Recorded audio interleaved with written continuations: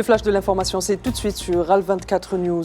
La bande de Gaza, le bilan des exactions commises par l'entité sioniste ont bouclé hier le 200e jour. Et le bilan des martyrs et des morts ne cesse de s'alourdir. En ce mercredi 24 avril, 34 262 martyrs et 77 000 blessés ont été enregistrés, ce qui, pour l'écrasante majorité, sont des enfants et des femmes. L'agression génocidaire de l'armée d'occupation a touché plusieurs secteurs de l'enclave palestinienne durant les dernières 24 heures. Pas moins de 6 massacres ont été commis, faisant 79 martyrs et 86 blessés. Au moins 3 martyrs sont tombés sous les bombardements de l'entité sioniste à Nusayrat. La nuit dernière, plusieurs blessés ont également été enregistrés.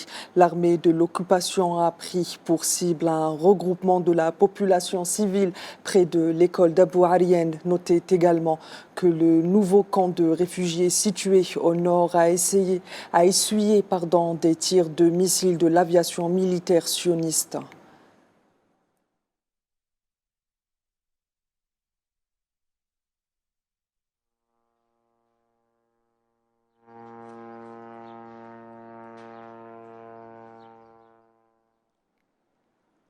Et au moins 3 martyrs ont également été signalés à Rafah à la suite d'un raid aérien mené mardi au soir par l'armée d'occupation sioniste.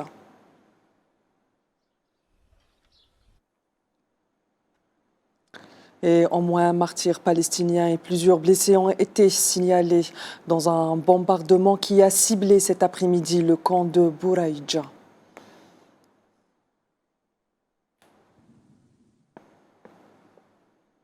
Et par ailleurs, plusieurs Palestiniens ont été blessés lors de bombardements qui ont cette fois-ci visé les villes de Beit Lahia, Beit Hanoun ainsi que les régions est de Jabalia.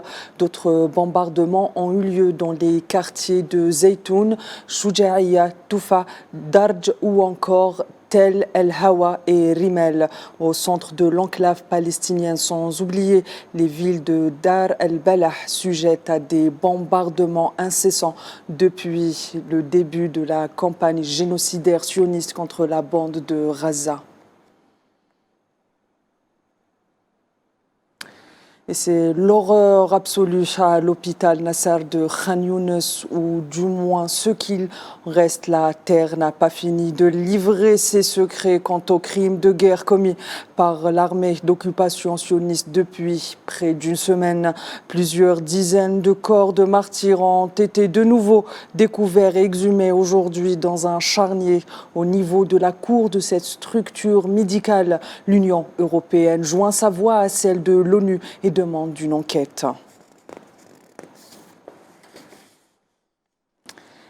Et de son côté, le gouvernement allemand est sur le point de reprendre sa coopération avec l'Agence des Nations Unies pour les réfugiés palestiniens. La décision fait suite au rapport Colonna sur la neutralité de l'agence, indiquant que l'entité sioniste n'avait jusque-là remis aucune preuve pour étayer ses accusations et ses allégations à l'encontre du personnel de l'UNRWA.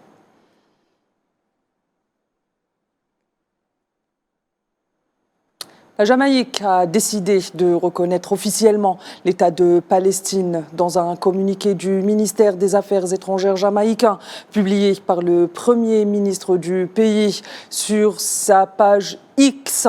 Le gouvernement déclare, je cite, que la Jamaïque continue de défendre la solution à 2 États comme unique solution à même de résoudre ce conflit de longue durée.